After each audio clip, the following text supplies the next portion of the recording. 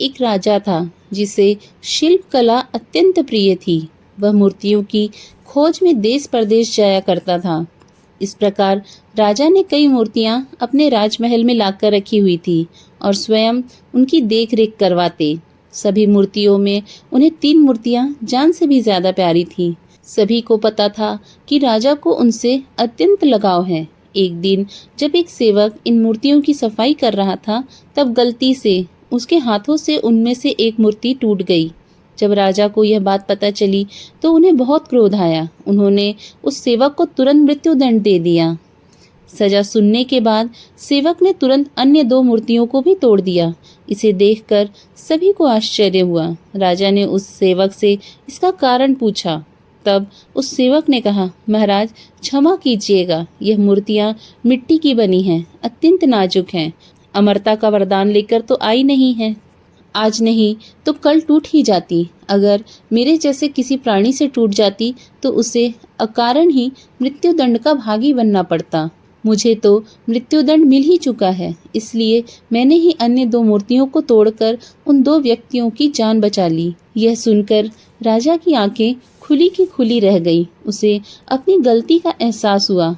उसने सेवक को सजा से मुक्त कर दिया। सेवक ने उन्हें सांसों का मूल्य सिखाया, साथ ही सिखाया कि न्यायाधीश के आसन पर बैठकर अपने निज प्रेम के चलते छोटे से अपराध के लिए मृत्युदंड देना उस आसन का अपमान है। एक उच्च आसन पर बैठकर हमेशा उसका आदर करना चाहिए। राजा हो या कोई भी, अगर उसे न्याय करने के लिए चुना गया है तो उसे न्याय के महत्व को समझना चाहिए।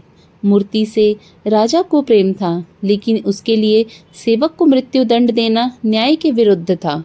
न्याय की कुर्सी पर बैठकर किसी को भी अपनी भावनाओं से दूर हटकर फैसले देने चाहिए। राजा को समझ आ गया कि मुझसे कई गुना अच्छा तो वह सेवक था जिसने मृत्यु के इतना समीप होते हुए भी परहित का सोचा। राजा ने सेवक से पूछा कि अकारण मृत्यु को सामने पाकर भी तुमने ईश्वर को नहीं कोसा, तुम निडर रहे। इस संयम सम स्वभाव और दूरदृष्टि के गुण के वहन की युक्ति क्या है? सेवक ने बताया कि आपके यहाँ काम करने से पहले मैं एक अमीर सेठ के यहाँ नौकर था। मेरा सेठ मुझसे तो बहुत खुश था, लेकिन जब भी कोई कटु अनुभव होता तो वह ईश्वर को बहुत गालियां देता था। एक दिन सेठ ककड़ी खा रहा था। संयोग से वह ककड़ी कड़वी थी। सेठ ने वह ककड़ी मुझे दे दी। मैंने उसे बड़े ही चाव से खाया, जैसे वह बहुत ही स्वादिष्ट हो। सेठ ने पूछा, ककड़ी तो बहुत ही कड़वी थी, भला तुम ऐसे कैसे खा गए?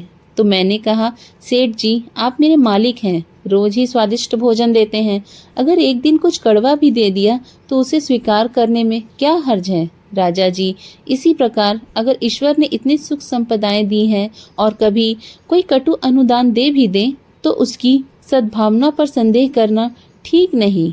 जन्म, जीवन यापन तथा मृत्यु सब उसी की देन है।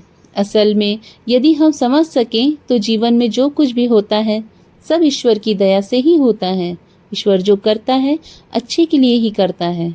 यदि सुख दुख को ईश्वर का प्रसाद समझकर संयम से ग्रहण करें तथा हर समय परहित की चिंता करें तो ईश्वर हमें सदा प्रसन्न रखेंगे। जय श्री कृष्णा।